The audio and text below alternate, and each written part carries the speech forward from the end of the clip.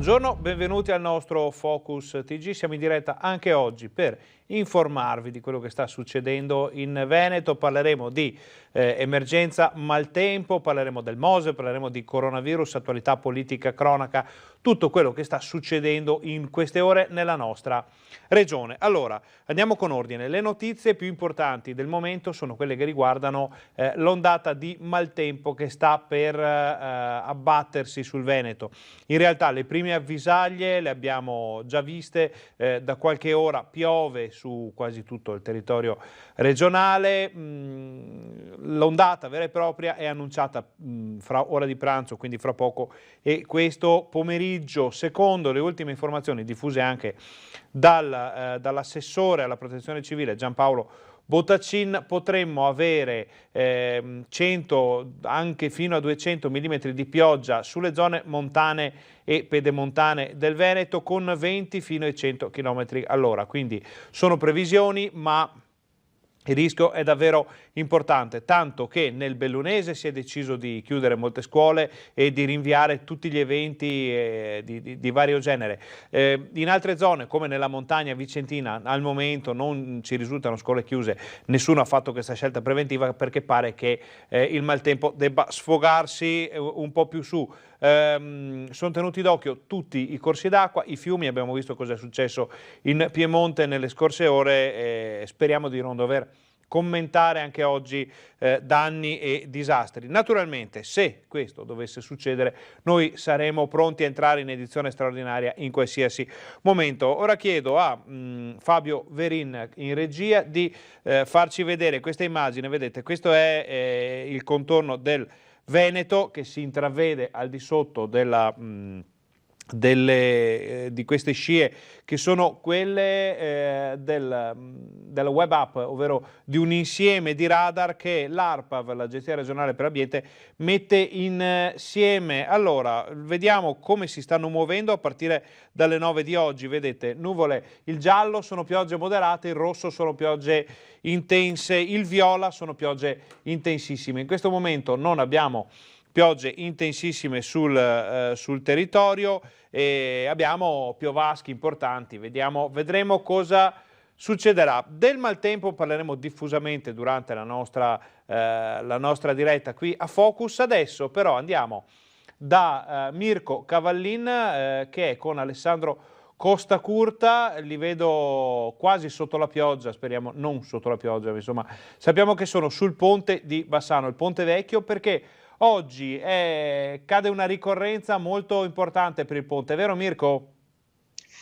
Sì, Ferdinando, è proprio così. Allora, intanto in questo momento non piove, 5 minuti fa c'era un acquazzone, quindi noi siamo pronti eventualmente anche a fare un passo indietro proprio sotto la tettoia del ponte. Oggi è un anniversario importante. Allora, Alessandro Costacurta può mostrarvi sopra di me proprio la targa che ricorda questo evento. 3 ottobre 1978, l'inaugurazione del ponte come lo vediamo adesso dopo la distruzione della seconda guerra mondiale. In quei giorni, 3-4 ottobre di 72 anni fa, qui a Bassano c'era la Dunata Nazionale degli Alpini, la 22esima, e per la prima volta si rincontrarono i reduci della Grande Guerra e anche i reduci della Seconda Guerra Mondiale. Il ponte è stato distrutto appunto dai bombardamenti degli alleati e furono proprio gli alpini nel 1947, tramite la loro rivista, l'Alpino, a promuovere una sottoscrizione.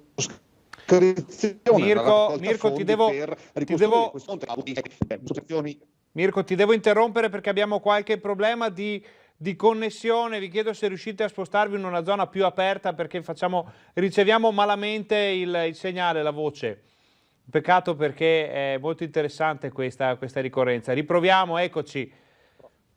Proviamo così, sì. Vediamo se è più fluida adesso, procede meglio. Molto di più, molto meglio. Perfetto, allora dicevo, gli eventi bellici furono solo gli ultimi che portarono alla distruzione del ponte, questo ponte appunto che attraversa il Brenta e unisce la parte più storica di Bassano con la parte verso Vicenza. Gli alpini nel 1947, dopo la guerra, tramite la loro rivista L'Alpino, promossero una raccolta fondi per ricostruire questo ponte e il 3 ottobre 1948 c'era l'allora presidente del Consiglio Alcide De Gasperi che inaugurò ufficialmente, solennemente questo ponte. Poi ci fu la piena del 66 con ulteriori sofferenze, i problemi degli ultimi anni, adesso il cantiere, tra l'altro da ieri pomeriggio il ponte è stato riaperto completamente al traffico, sono state spostate le transenne qui sul lato Angarano per proseguire il restauro. È un anniversario importante, stiamo aspettando, tra l'altro, ecco vi do questa anticipazione, li sentiremo nel TG di questa sera,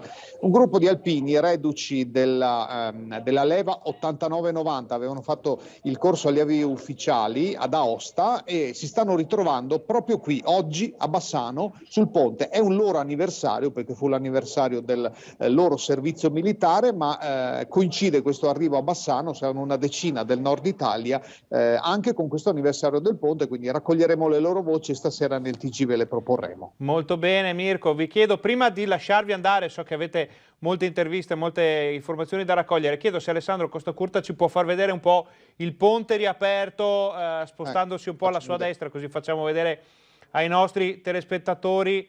Ecco, vedete, questo è il ponte in questo momento, adesso è stato riaperto il passaggio centrale e ci sono ancora le transenne, ma sono state tolte le transenne esterne, quelle che sono le intelaiature esterne dal lato di Città Bassano e si può vedere finalmente qualcosa del ponte. L'interno del ponte potremo vederlo fra qualche settimana, qualche mese.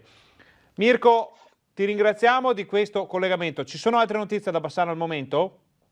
No, per il momento no, direi che il Brenta come livello è assolutamente sotto controllo, quindi nulla di preoccupante per il momento. Le piogge sono intermittenti, questo fa ben sperare insomma, sul deflusso delle acque, ma tra poco so che dovresti avere ospite l'assessore regionale Bottacin con cui fare il punto della situazione, soprattutto per zone montane e appunto pedemontane. Benissimo, allora Mirko, intanto grazie a te e Alessandro Costacurta. Se ci sono notizie da Bassano, noi siamo in diretta fino alle 13, non esitate a richiamarci. Grazie ancora. Torniamo in studio adesso.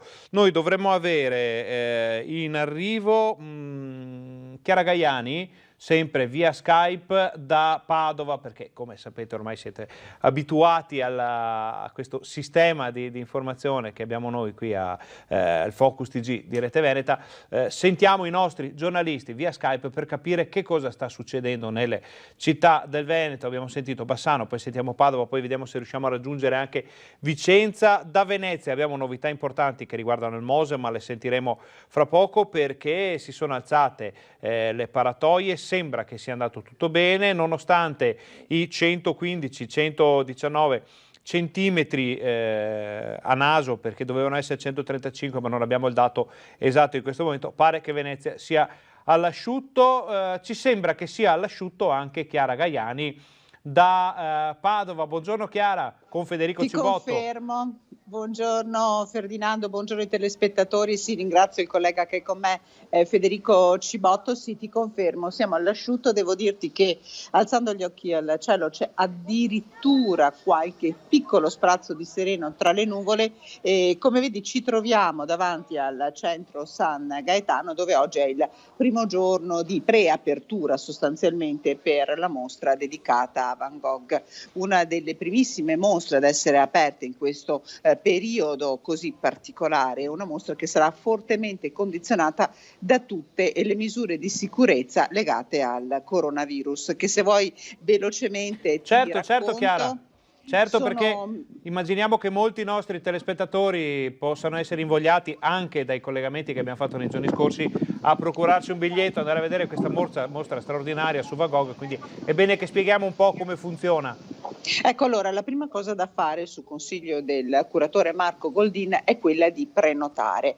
Tra l'altro, cosa che non accade sempre, il costo del biglietto prenotato sarà esattamente uguale al costo del biglietto che nell'eventualità è possibile acquistare qui. Però viste tutte le disposizioni che sono in atto, il consiglio è quello di prenotare il biglietto. Una volta arrivati qui c'è proprio una coda apposta per la prenotazione, si entra in gruppi diversi di al massimo 15-20 persone per ogni ora. La giornata è stata suddivisa proprio in fasce orarie, c'è tutta una fase di preammissione alla mostra, quindi il controllo, la verifica del biglietto, poi il deposito eventuale della giacca all'interno di armadietti, perché ovviamente le misure di sicurezza non permettono di accedere ai guardaroba nel caso, il controllo della temperatura e quindi poi l'accesso alle sale, un accesso che è contingentato. In ogni sala c'è un periodo di tempo proprio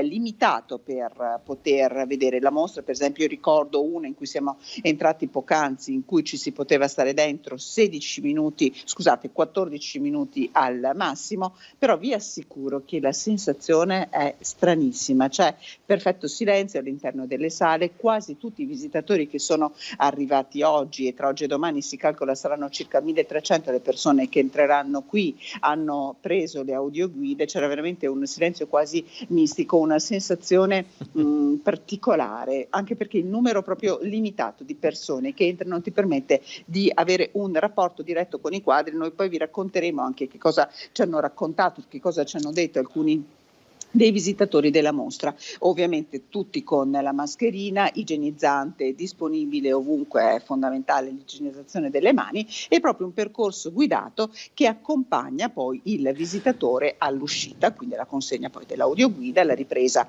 delle cose dall'armadietto, al possibile accesso al bookshop, certo, eccetera. Chiara, ti chiedo però, questo è un po' l'informazione, ma una tua opinione personale di persona, insomma, che ama l'arte, pur nella tragedia, nel dramma del coronavirus, magari può essere un aiuto per le mostre tutto questo?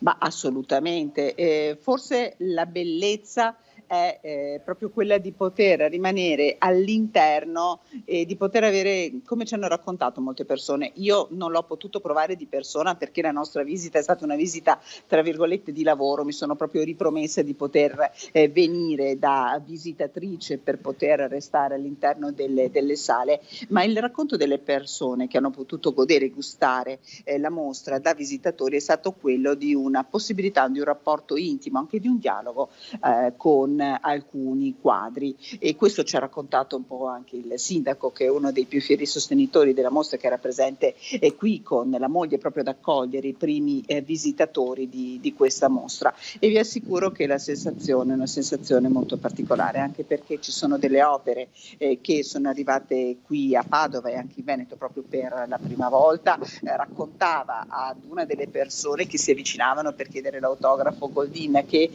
uno dei musei principali dedicati a Van Gogh, quello di Otterlo, è di fatto vuoto in questo momento, perché quasi tutte le opere sono qui a Padova. Una signora gli chiedeva: ma ci consiglia di andare a vederlo? Beh, gli ha detto: aspettate un attimo, magari andate a giugno o luglio prossimo se volete andare, quando molte opere saranno proprio rientrate.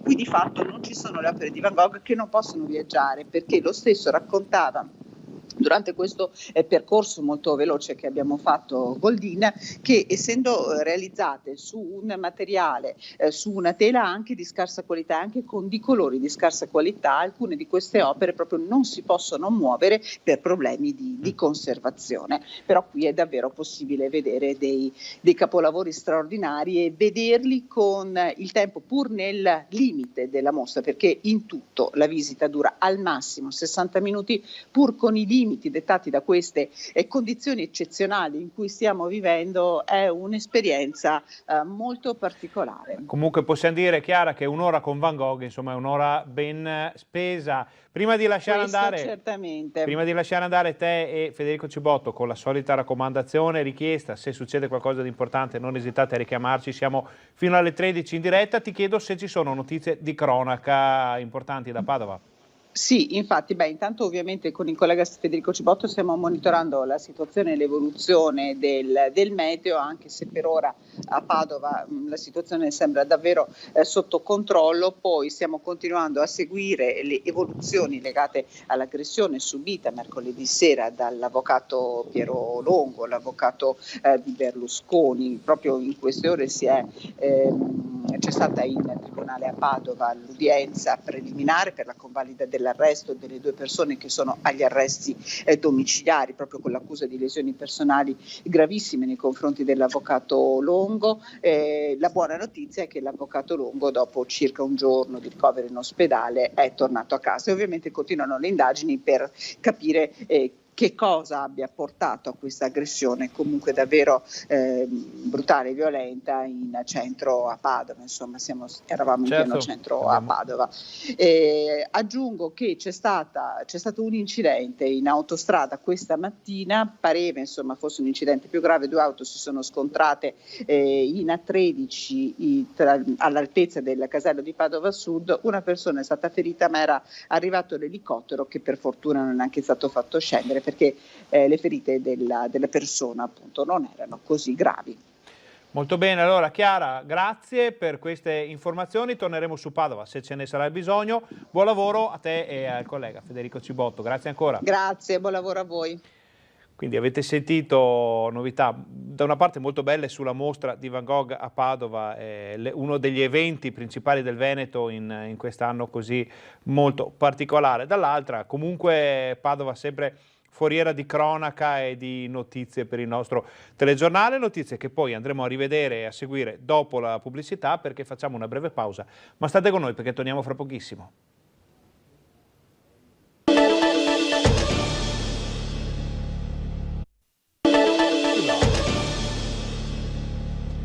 Buongiorno, bentornati al nostro Focus TG, siamo in diretta anche oggi per raccontarvi di quello che sta succedendo in Veneto. Abbiamo parlato adesso del ponte vecchio di Bassano con il nostro Mirko Cavallin che ci ha ricordato, perché è una ricorrenza che magari non tutti ricordano, che il 3 ottobre del 48 fu inaugurato il ponte sistemato dopo i danni della Seconda Guerra Mondiale. C'era De Gasperi, c'erano moltissimi alpini in zona, ci sono alpini anche oggi sul ponte che celebrano e festeggiano il loro incontro di Naia dopo molti anni. Tutto questo ve lo racconteremo nel TG Bassano di questa sera. Abbiamo sentito da Padova la mostra di Van Gogh, fra poco arriverà qui in collegamento l'assessore regionale alla protezione civile Giampaolo Bottacin per fare con noi un po' il punto di quella che è la situazione di questa ondata di maltempo che potrebbe portare piogge molto intense fino a 100-200 mm addirittura sulla zona montana anche del Vicentino, con venti forti e pericoli, rischi dal punto di vista idrogeologico, idraulico fino al medio Veneto, quindi una situazione assolutamente da tenere d'occhio. A proposito di questo diamo un'occhiata a quello che sta succedendo in altopiano. Chiedo a Fabio Veri in regia di farci vedere la webcam da Asiago in questo momento. Siamo in piazza, questo che lo vedete è il municipio, insomma nuvole basse, ma non vediamo particolari situazioni di disagio legate al maltempo ad Asiago. Sappiamo che il vento qualche ora fa ha creato qualche problema, ha battuto qualche pianta che è caduta sulla sede stradale, ma non ci sono né feriti né danni gravi, quindi per il momento si tratta proprio di cose di poco conto sulle quali la polizia locale e i vigili del fuoco stanno già intervenendo. Poi speriamo di non dover raccontare un'altra situazione poi nel pomeriggio, ma noi siamo qui sempre pronti a seguire quello che succede. Allora, in attesa dell'assessore Giampaolo Bottacin, che potrebbe arrivare fra qualche minuto, vediamo un servizio, perché è molto importante quello che sta succedendo a Venezia. Ve l'avevamo annunciato, ve ne avevamo parlato prima, era stata annunciata acqua alta importante, 135 mm nella tarda mattinata. l'acqua alta è arrivata, ma è stato messo in funzione il Mose. Il Mose sembra aver evitato guai, tanto che Piazza San Marco, che in altre situazioni con questi livelli di acqua alta sarebbe non sommersa, però insomma avrebbe l'acqua sopra il piano di calpestio, è all'asciutto. Quindi andiamo a vedere le immagini del sindaco Brugnaro, che ha assistito all'innalzamento a questo primo vero innalzamento del Mose. Sentiamo cosa ha detto.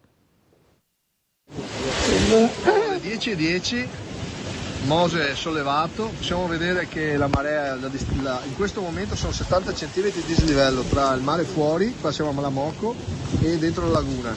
Adesso aspettiamo altre 2 ore di apporto, perché a noi risulta un picco adesso, in questo momento fino a mezzogiorno deve tirare il vento di scirocco, però la differenza è evidente. Il Mose stabile, restiamo in attesa, siamo fiduciosi, però per il momento siamo soddisfatti. Però incrociamo le dita. Buon test e veramente una buona serie di dati utili per la messa a punto definitiva.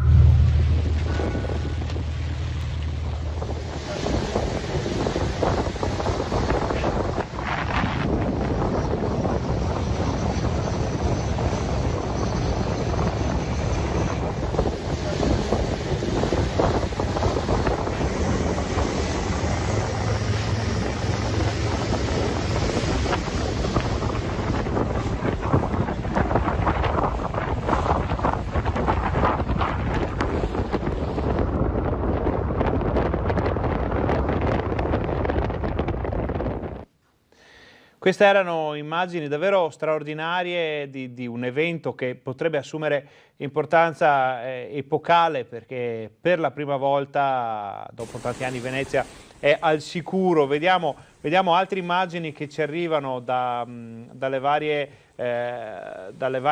stazioni di sollevamento.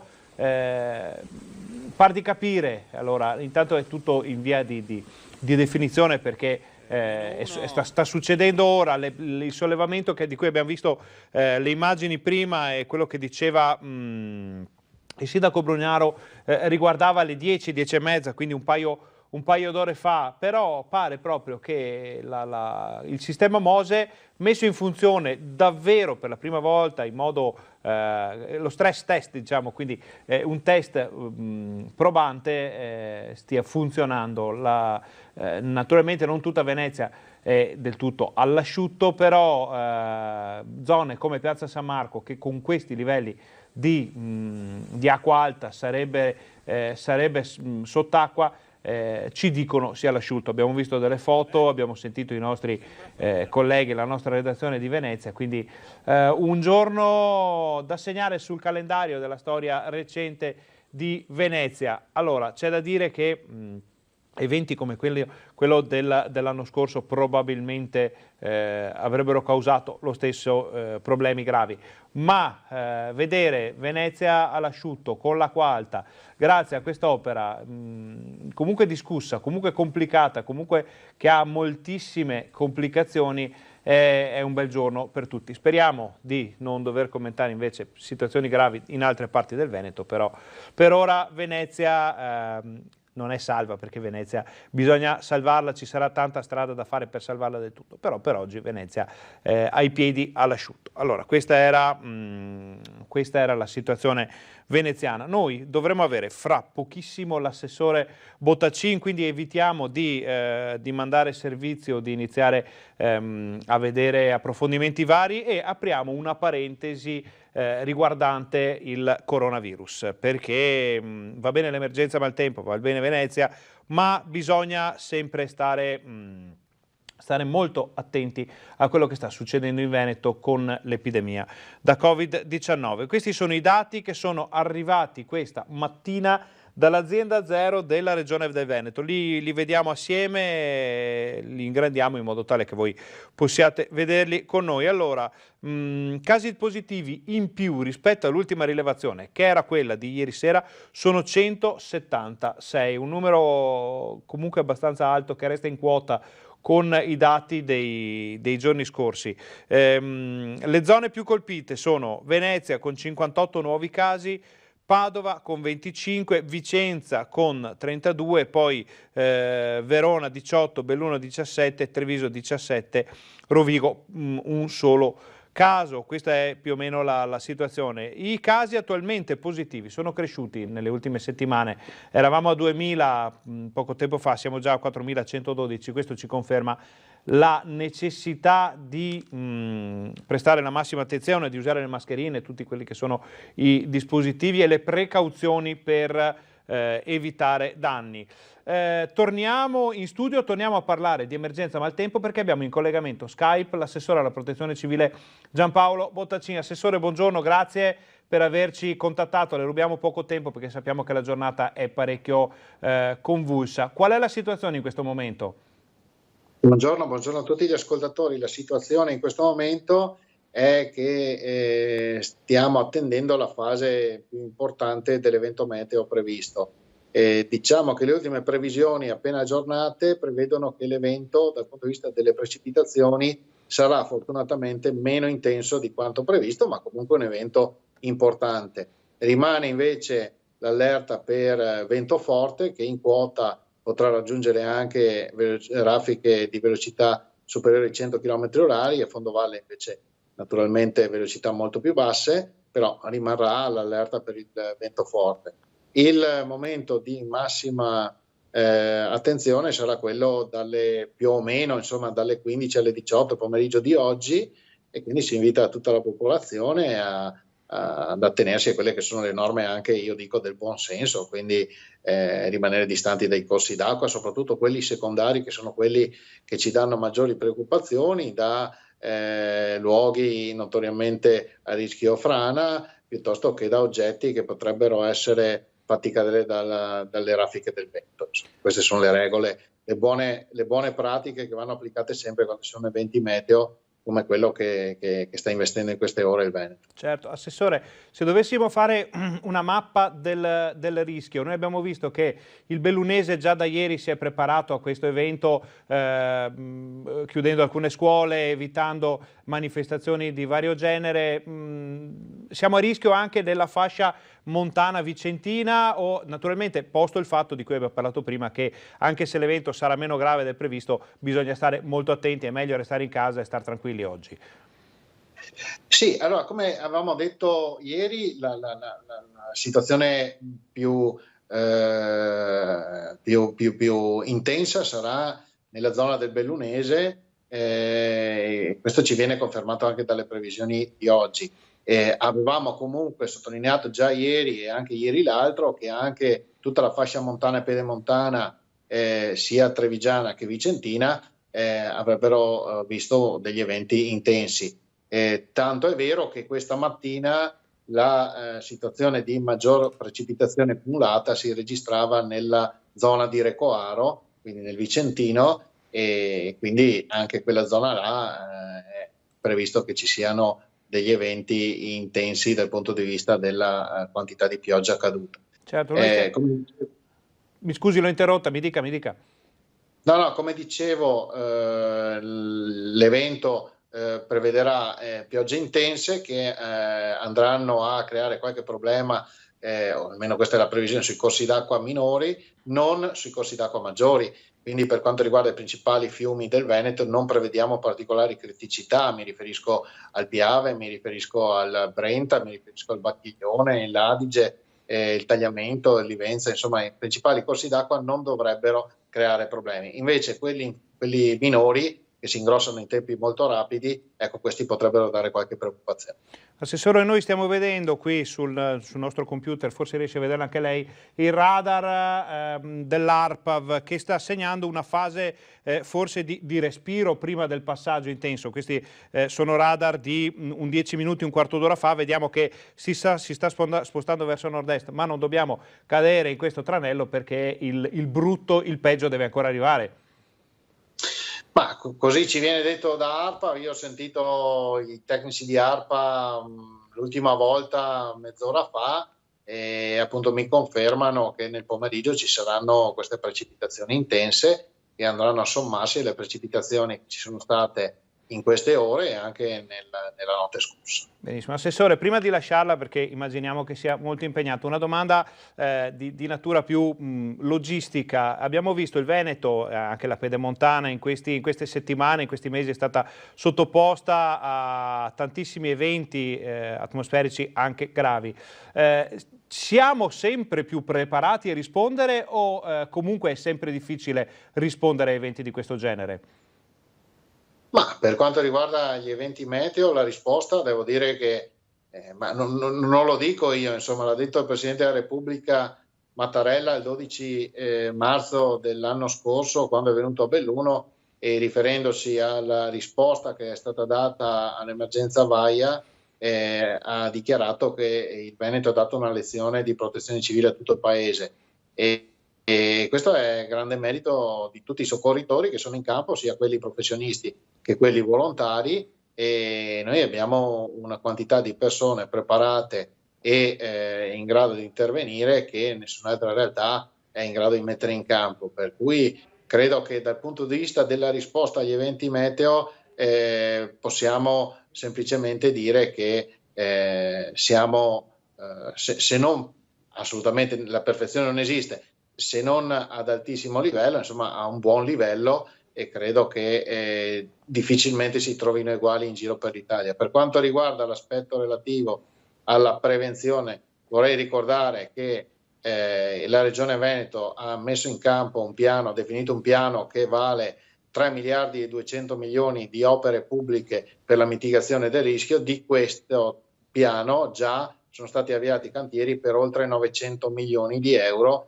di opere pubbliche. Spesso non sono visibili perché vengono fatte in luoghi che non si vedono, oppure un consolidamento arginale non è visibile, una diaframmatura, uso termini tecnici, mi scuso, certo. Il cittadino non vede se è fatta o non è fatta, però vi assicuro che i lavori continuano ad essere fatti. Prova ne sia che nel 2010 ci furono 32 rotture arginali, nel 2018 con Vaia non c'è stata alcuna rottura arginale. Questa è la conferma del fatto che i lavori li facciamo, li stiamo facendo, c'è ancora molto da fare, ma si continua a lavorare anche e soprattutto nella parte che riguarda la prevenzione. Certo, e sono poi lavori che si vedono dal punto di vista dei risultati, quando magari una zona che fino a poco tempo prima veniva regolarmente invasa da fango e acqua si trova invece all'asciutto con eventi anche importanti.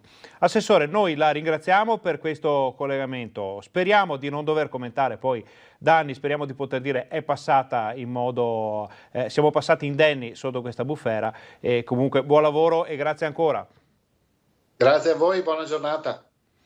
Torniamo in studio, ringraziamo l'assessore Bottacin, naturalmente come ha detto anche lui ringraziamo tutte le persone, i volontari che spendono il loro tempo per evitare, aiutare e sistemare quando ci sono situazioni come questa. Ribadiamo, noi siamo pronti per raccontarvi qualunque cosa possa succedere in Veneto, speriamo di non dover commentare un'altra situazione drammatica. Adesso facciamo una breve pausa, ma state con noi perché torniamo fra poco con tutte le informazioni dal Veneto.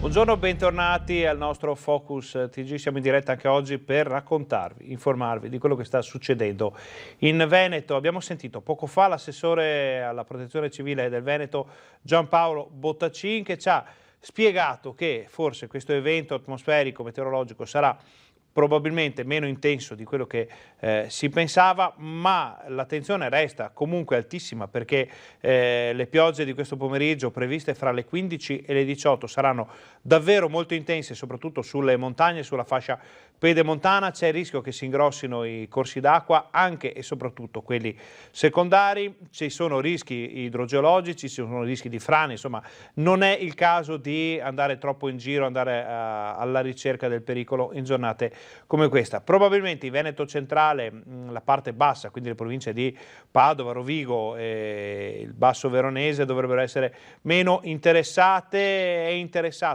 stato interessato da un primo passaggio il Veneto veneziano, con il Mose che si è alzato, le paratoie hanno evitato guai peggiori per la città con l'acqua alta di questa mattina, quindi ci sono anche delle buone notizie. Adesso noi chiudiamo il capitolo maltempo, chiudiamo il capitolo emergenza meteo e andiamo a rivedere quelli che sono i dati che avevamo cominciato a sbirciare prima che arrivasse l'assessore Bottacin. Allora, dicevamo 4.112 sono i casi positivi in questo momento in Veneto. La provincia in cui ce ne sono di più sembra essere Treviso con 985, poi ci sono Venezia, Verona e Vicenza che comunque sono fra i 500 e i 700, anche Padova è colpita. Poi i negativizzati, ovvero le persone risultate poi negative ai successivi tamponi, sono 22.058, mentre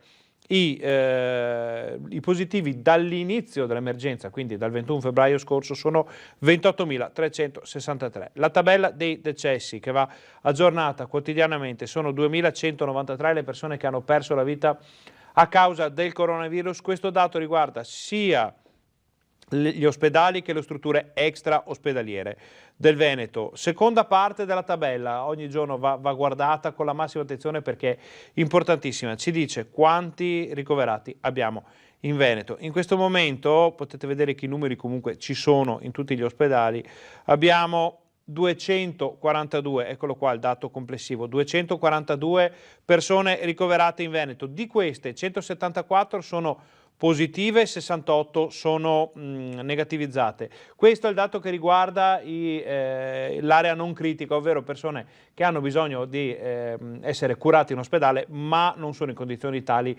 da essere portate in terapia intensiva. Le terapie intensive invece sono 28, è un numero che sale, scende, ma resta purtroppo stabile attorno a questa cifra ormai da giorni. 21 di loro sono positivi, 7 si sono negativizzati. Vediamo il consuntivo: 7 ricoverati in meno in area non critica, 1 in più in terapia intensiva, nessun decesso da segnalare. Questi erano i dati dell'azienda Zero della regione del Veneto e adesso andiamo a vedere le ultime dichiarazioni che abbiamo disponibili sull'emergenza da parte del presidente Luca Zaia, che ha presentato la nuova ordinanza regionale che, lo ricordiamo, è in vigore da oggi. Io oggi firmo un'ordinanza. Nell'ordinanza tocchiamo misure di prevenzione connesse alla ripresa delle attività scolastiche in presenza. Un'ordinanza che introduce un protocollo operativo per la gestione di un caso di positività nelle aule scolastiche e che prevede come primo passo la compilazione da parte dei genitori di un modulo di autorizzazione per permettere ai sanitari di effettuare il tampone rapido direttamente in classe. Noi entriamo con il personale qualificato, nel momento in cui c'è un positivo, cosa succede? Succede che si va lì in classe a fare la campagna di test rapidi. Il protocollo prevede nuove linee guida in caso di una positività, che prevedono che non si va più in isolamento fiduciario di 14 giorni di tutta la classe, ma bensì a tampone negativo si continua ad andare in classe. Le linee guida prevedono una distinzione tra fasce d'età. Per i più piccoli, fino ai 6 anni, in caso di una positività, tutta la classe verrà sottoposta a tampone e messa in quarantena. Dalla seconda elementare in su, invece, verrà fatta una valutazione delle misure di sicurezza adottate dalla scuola e nel caso i compagni di uno studente positivo risultino al tampone tutti negativi, potranno continuare le lezioni in presenza, ma con delle accortezze. Mantengono anche in condizione statica la mascherina, quindi mentre seguono la lezione. 2, vengono evitate tutte quelle attività che possono essere in comune. Precauzioni che andranno adottate anche al di fuori dell'ambiente scolastico. Nei 14 giorni successivi i genitori dovranno segnalare sintomi sospetti, i ragazzi dovranno misurare la temperatura che dovrà essere poi registrata dall'insegnante, non potranno frequentare palestre, piscine o feste. Nell'ordinanza si chiarisce poi che il genitore di un bambino contatto di un positivo non dovrà rimanere in quarantena.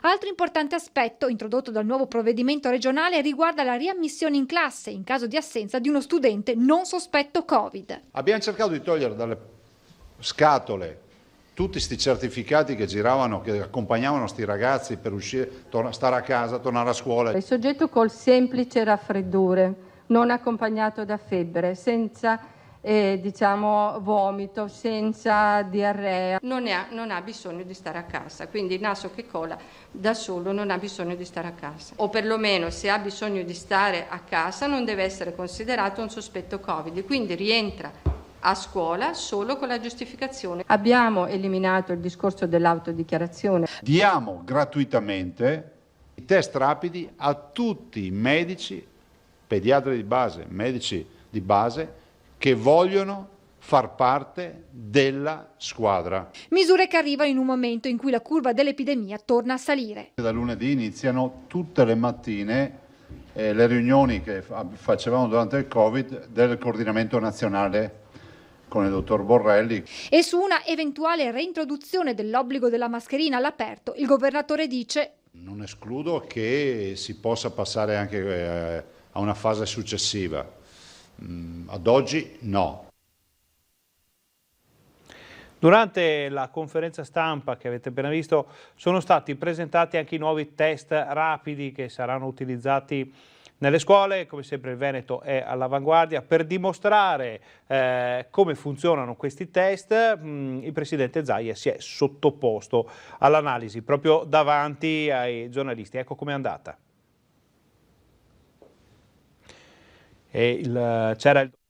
Non si deve più infilare il campione a livello rinofaringeo, ma è sufficiente andare sulla fossa nasale. Eccolo il nuovo test rapido antigenico presentato per la prima volta dal Veneto, meno invasivo del tampone rapido e con una elevata sensibilità.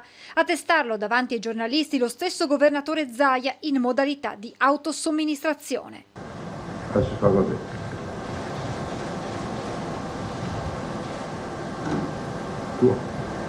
Viene stemperato in una provetta, vedete, viene liberato l'ipotetico antigene. L'ipotetico antigene viene prima estratto dalla sostanza che è contenuta nella provetta e poi stabilizzato, e questo test poi viene messo in un microchip. Ecco, hai già messo la goccia, quindi viene chiuso lo strumento e da questo momento parte il test, ci vogliono 10 minuti. Un test pensato soprattutto per non traumatizzare i più piccoli. I bimbi, cioè è come mettersi le dita nel naso, non bisogna farlo, soprattutto in periodo di Covid, però non ha più l'invasività di 12 cm, 10-12 cm di tampone. Questa strumentazione verrà posizionata nei prossimi giorni nei pronto soccorsi veneti, ma l'obiettivo da raggiungere è già all'orizzonte. Noi stiamo pensando di arrivare all'autosomministrazione. Quando vengono fatti i test in autosomministrazione ci sia un sistema, un'app che si colleghi con la regione e che quindi vengano rilevate le positività. La Regione intende utilizzare questi test rapidi antigenici nelle scuole di ogni ordine e grado in caso di positività di uno studente, ma al momento nelle classi si partirà con i tamponi rapidi. Partiremo con i test rapidi a Saponetta e man mano che la gara va avanti e verrà aggiudicata noi passeremo a questi test. E nel frattempo arriva anche il risultato del test. Abbiamo il risultato nel frattempo e fortunatamente il risultato è negativo. Quindi avete visto tutta la procedura, si è svolta in 10 minuti, un'introduzione davvero importante per le scuole dove la situazione non è davvero semplice in alcuni casi. Adesso noi facciamo una brevissima pausa pubblicitaria, l'ultima di questo Focus TG, poi torniamo con il resto delle notizie.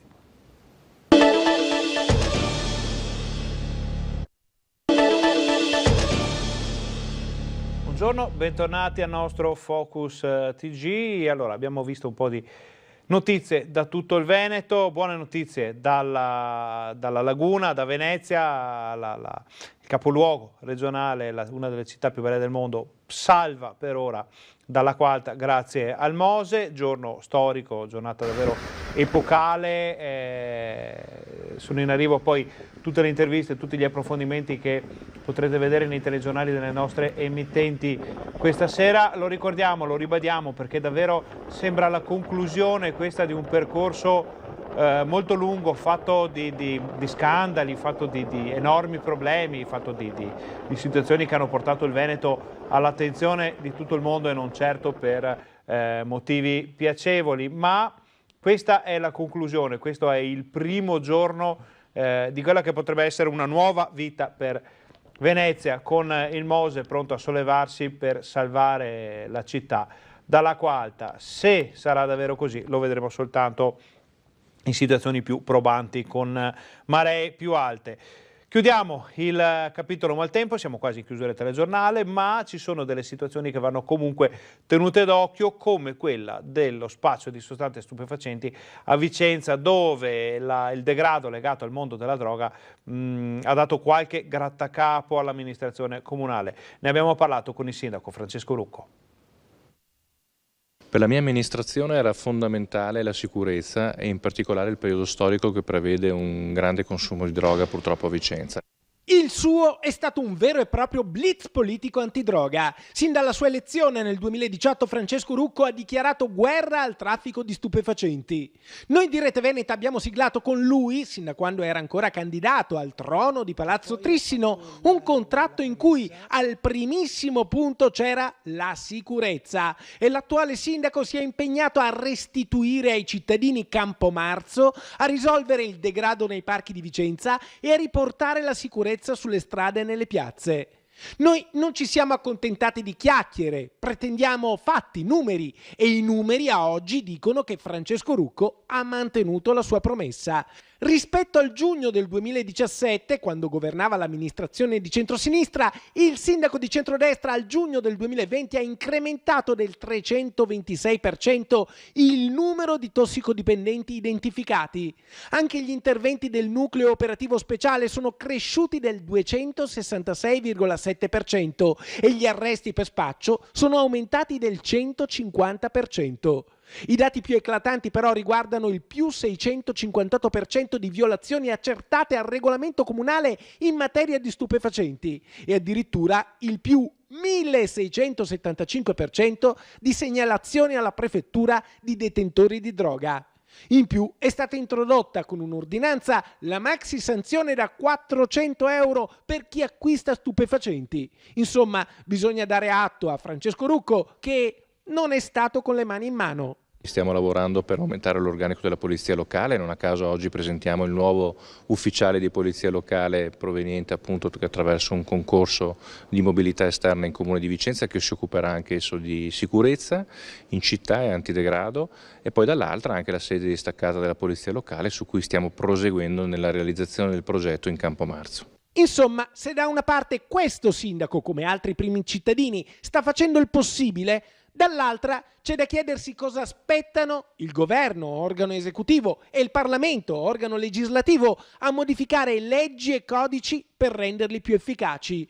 L'ultimo pusher bloccato dalla polizia locale era già stato fermato il 16 settembre, condannato a 6 mesi e 20 giorni di reclusione e a pagare 800 euro di multa, è stato ritrovato ancora in giro a spacciare, ovviamente con addosso piccole quantità di droga per eludere la legge. Allora non c'è da stupirsi se poi i cittadini chiedono la certezza della pena. Ci vuole un cambio di marcia, c'è una maggioranza nel Paese che governa, c'è una minoranza che può essere di supporto, e quindi mi auspico che tutti i parlamentari ci diano una mano in questa direzione, dando finalmente ai sindaci quei poteri che fino ad oggi non sono stati, per poter intervenire anche direttamente.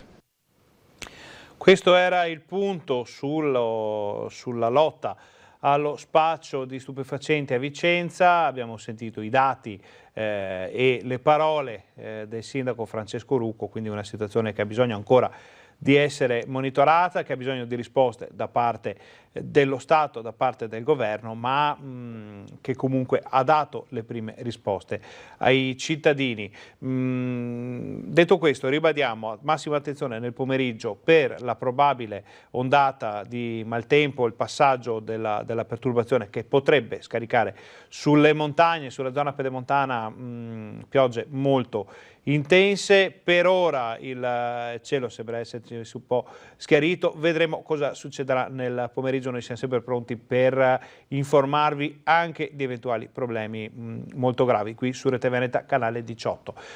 Noi torniamo in ogni caso con la nostra informazione, tutti i temi bassanesi della pedemontana che avete visto oggi li approfondiremo questa sera in TG, poi TG Vicenza e quindi ogni giorno tutte le notizie per voi. Detto questo vi auguriamo un buon pomeriggio e grazie per essere stati con noi.